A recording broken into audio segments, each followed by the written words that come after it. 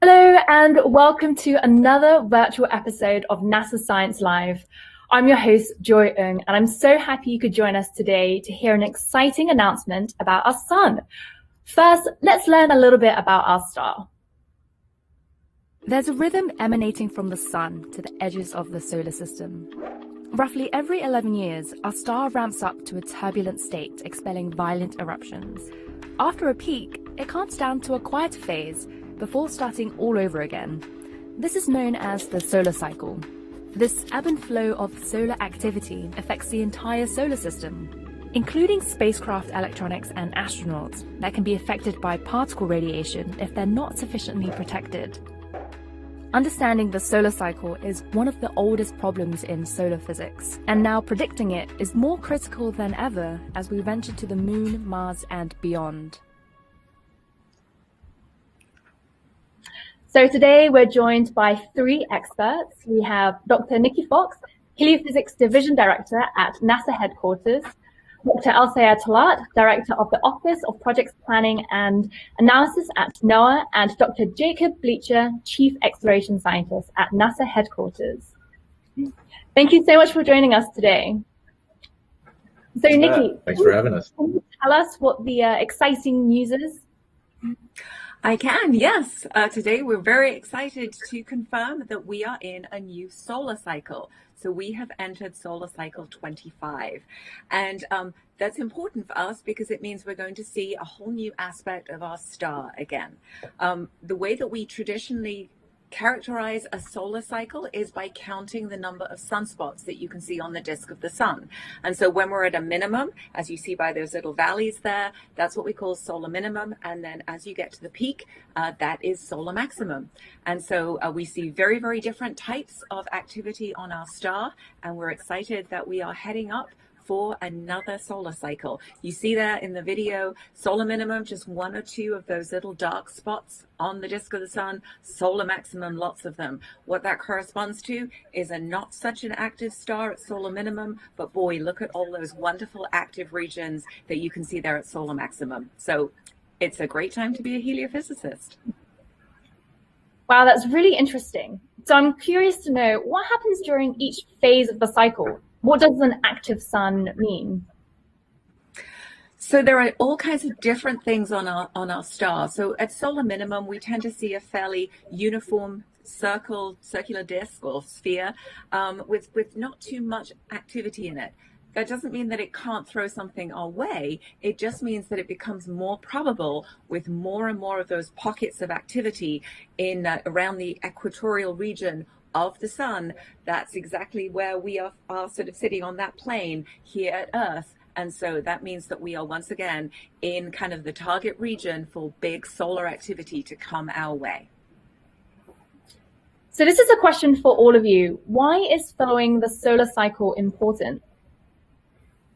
So I think we're all going to have a slightly different aspect to this. As a scientist, as a the heliophysics scientist, I am just excited about the star in general. We live with the star kind of in our backyard. So we can actually, even though it's hard to do, we can send missions right up to very close to our star. We can really study its impact. We can study how the activity changes, how it impacts our planet, how it impacts well beyond our planet, and of course, how it shapes our place in the universe as we are orbiting the Milky Way. And you see, of course, their Parker Solar Probe up there, really, really close to the sun, making measurements in the actual atmosphere of a star. So that's why I'm interested, but Elsaya and Jake will have slightly different perspectives to add. Yeah, so Nikki, from our perspective, NOAA's responsibility is to provide the operational space weather products and services that meet the evolving needs of the nation. As we move towards solar max, we're preparing for an increase in solar and subsequent space weather. This solar activity manifests in various explosive waves. Solar flares, which are bursts of electromagnetic energy coming from the sun, and these are often accompanied by energetic particles that can travel about half the speed of light.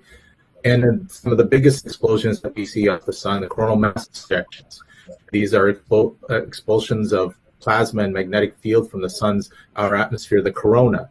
and they can eject billions of tons of coronal material at millions of miles per hour into interplanetary space. All of these events can impact our technological society and our space commerce and exploration.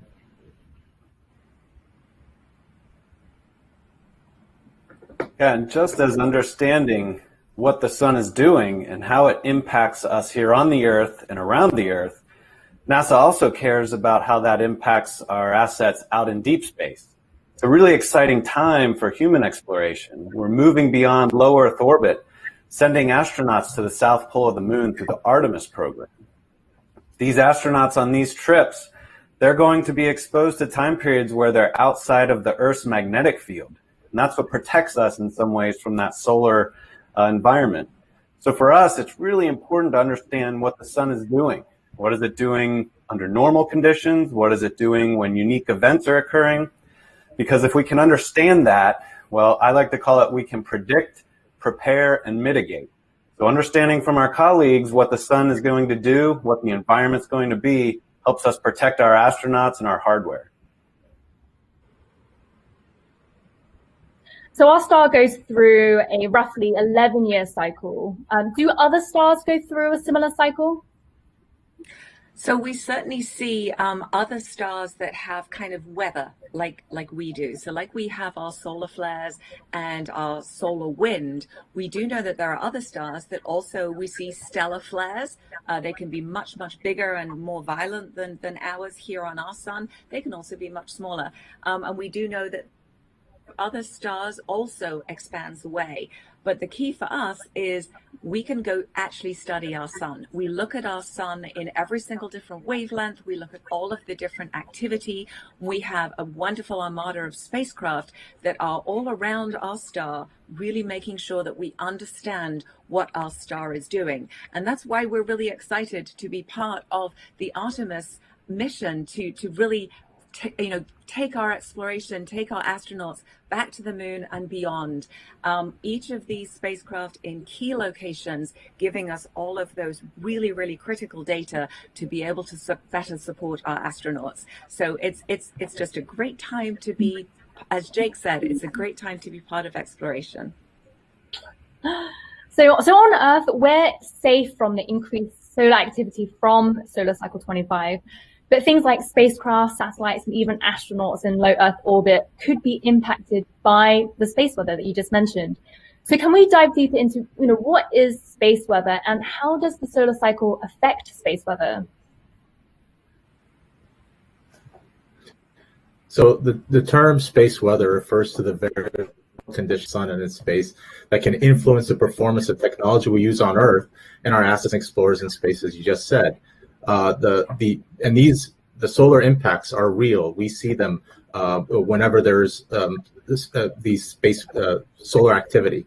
Solar flares can cause radio blackouts that can impair HF communications important to airlines and emergency responders. The energetic particles can cause surface and deep dielectric charging of spacecraft, and that can cause build up and damage the spacecraft's electronics and solar panels.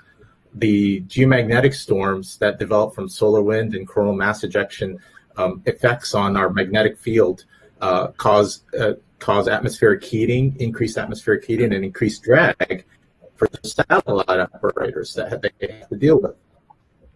The increased variability in the magnetic field protects us from particles from the sun. It can induce currents at the ground level, adversely affecting pipelines and damaging our electric power grid.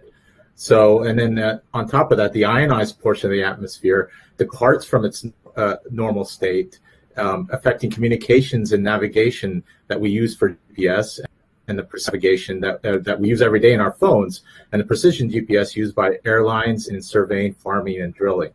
And so these are just some of the effects that we care about here on Earth and in near Earth space, and why we monitor solar activity, and we're looking forward to this solar maximum and able to take care, watch what's. And additionally, for our humans who are going to be traveling to the moon and eventually onto Mars, we have to consider other things. We certainly also worry about our electronics and our hardware and the impact on our people as well. But other things that you might not think about, like our pharmaceuticals. So if they take along some medicine to help with bumps and bruises or headaches or any other medicine that they may need, we don't know for sure how they'll respond to that radiation environment. And if they degrade at all over time, we need to know that. Same with the food. Does the food maintain its caloric value for us during a long trip to Mars and back? And so in addition to the armada that Nikki mentioned, human exploration is also putting some instruments in a place where they can contribute. We're developing something called the Gateway. The Gateway is going to be an orbiting vehicle around the moon that gets into a lunar orbit and gives us an opportunity to go from there down to the surface.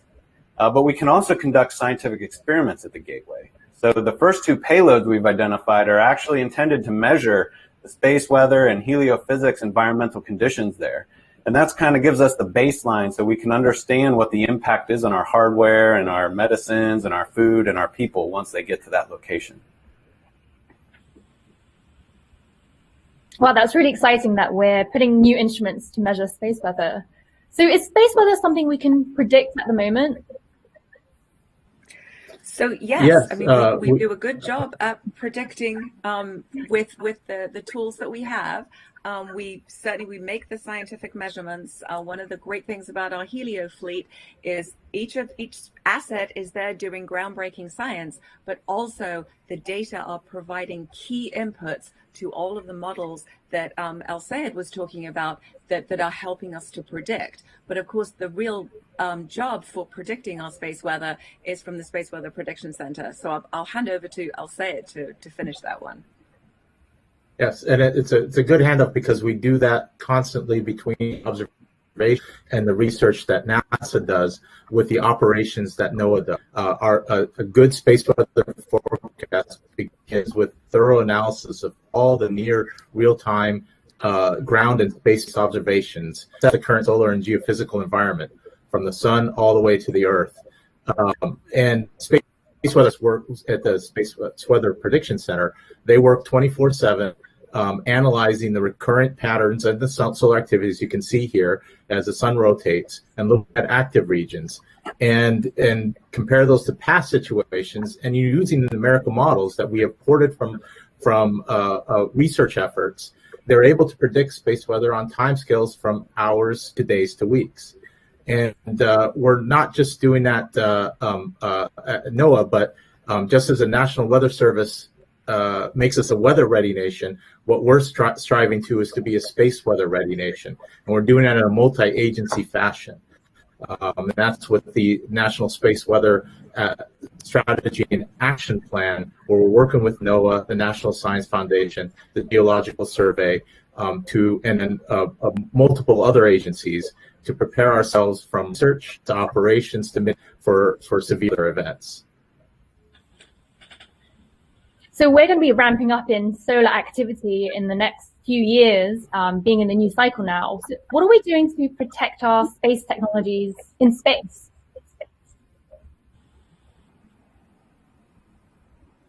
Well, so we're creating for human exploration. Okay. For human exploration, it's a big part of your prior question for predicting. If we know what the environment will be like, then we can prepare ourselves. So we can prepare on the long term. Al-Sayed talked about the different time scales. We can predict by designing our hardware in ways that they can be tolerant. But even on the shorter time scales, if we know that an event has occurred, then we can take certain mitigation steps. For instance, we could power down delicate electronics packages. We could end extravehicular activities and bring our astronauts in so that they can shelter in place in a protected location. So for us, it's kind of, having that predictive capability really gives us the chance to protect our crew and our hardware.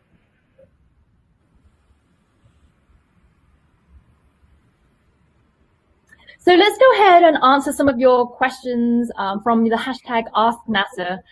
Remember, please don't hesitate to send in your questions by writing in the comment box wherever you're watching this, or by using the hashtag AskNASA on social media. So our first question is from Per and Darlin on Facebook, and they ask, What is the prediction for the strength of solar cycle 25 at the peak? So there are, honestly, you can talk to a number of different people and they'll give you very different answers. Certainly the last solar cycle we saw was kind of a small one. When you looked at that graphic at the beginning and looked at the previous 4, they were pretty big. And then the one we've just come out of was a pretty small one. However, even in that really small one in 2012, we actually saw the largest solar event that we've seen since the very famous Carrington event in 1849. And so even though the number of sunspots can be lower, that does not mean that there will be less activity. And so we're expecting to see something that's probably very similar in number of sunspots to the last one, but we're very much excited about getting a lot of activity and being able to test out all of our theories with all of the new measurements that we will be making. We've got new spacecraft that have come on since the last solar cycle. Very excited for personally because Parker Solar Probe launched just before the last solar minimum, about a year before. 7-year mission means that she will be able to take data from all of that solar cycle, all the way from minimum, all the way up to maximum. So totally new, groundbreaking measurements that we've never had before of our star. So Vicky Smith on Facebook asks, where can we get current information about solar flares?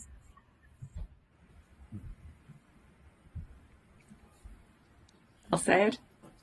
Well, certainly the Space Weather Prediction Center gives us the solar and geomagnetic activity alerts. So you can find them online. You can sign up to a subscription service to get in your email about any kind of solar activity and solar watches, as well as geomagnetic activity in near Earth space. So you can find in real time what the activity is on the sun by going to the web page and looking at the space weather dashboard there.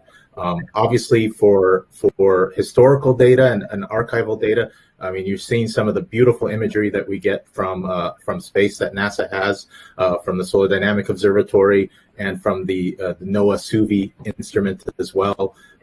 So there's a wealth of data that you can have about solar flares from both space-based and ground-based observatories.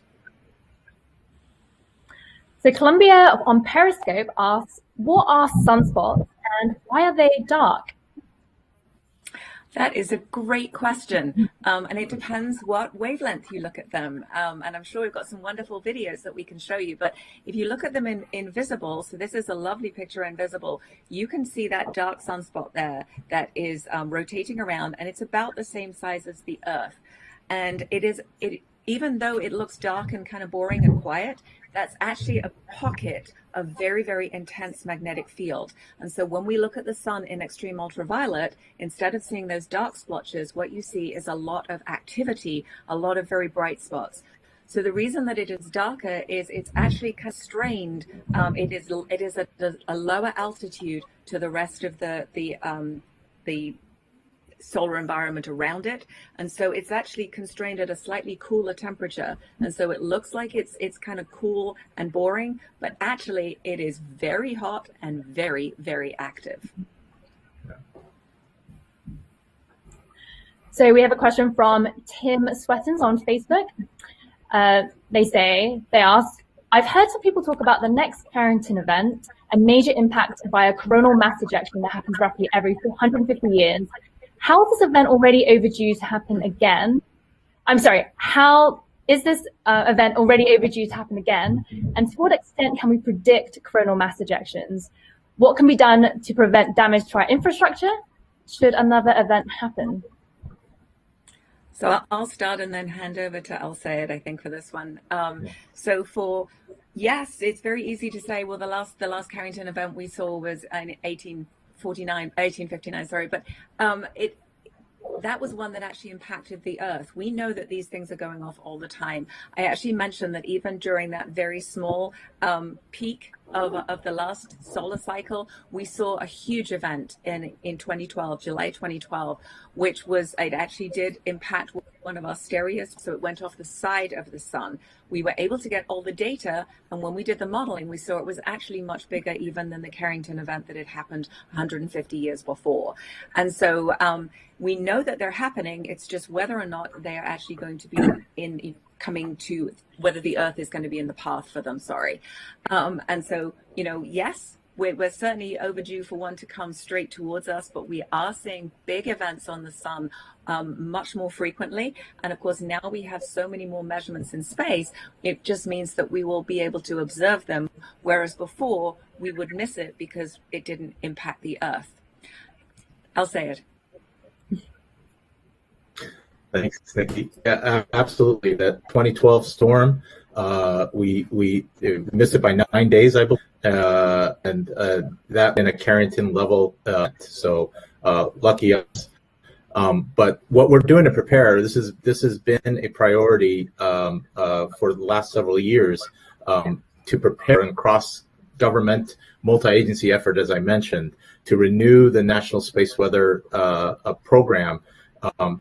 To drive us to a ready nation, to drive us transformation of space weather from a research-focused activity to a national operational priority.